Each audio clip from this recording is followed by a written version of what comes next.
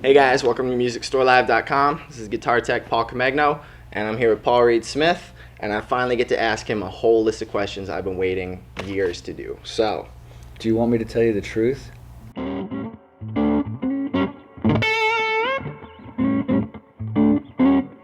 This whole rig that we're doing, where you can make it single coil or double coil without having any volume drop, has been going really, really well. I was going to save that question, but you brought it up. All right. How do you do that? Okay, so the way it works, normally when you hit humbucking and you make a single coil, all they do is they put a ground wire in between and you cancel out one of the coils, you ground it out, and you listen to the other coil. When you hit this switch, it disconnects this one. It doesn't just ground it out, and it adds 1,500 turns to the other coil. So now instead of having an anemic single coil, you have a real 6K single coil. So there's no volume loss. It goes from humbucking to single coil when you hit it, and it's going really well for us. 408s, these Brent Mason pickups that are in Paul's guitars, it's just going really well. By the way, worst name in the world for a guitar, but it seems to be working. We're selling them, so I need to shut up. So those are coil split, not coil tapped. They're both.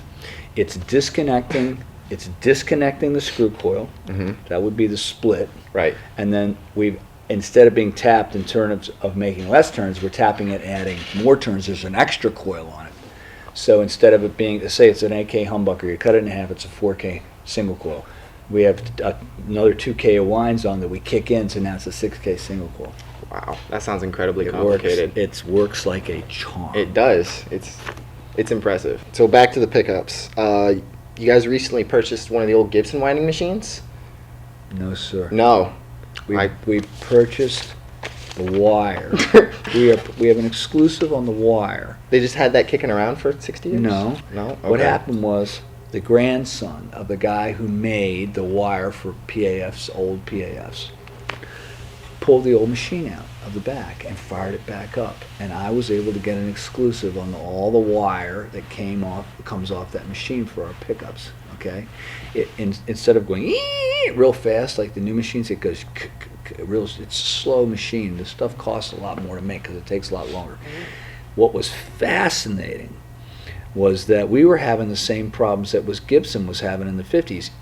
Different batches of wire sounded different. The 57 pickup sounded different than the 58s and the 59s, even though it was all coming off the same machine.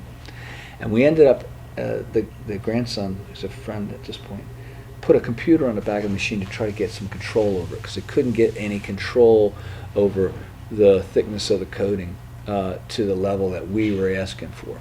So when you say, did we buy the machine? No, but we did get an exclusive on the wire coming off that old machine that made all the wire for those old pickups, and that was not just Gibson, that was Fender as well.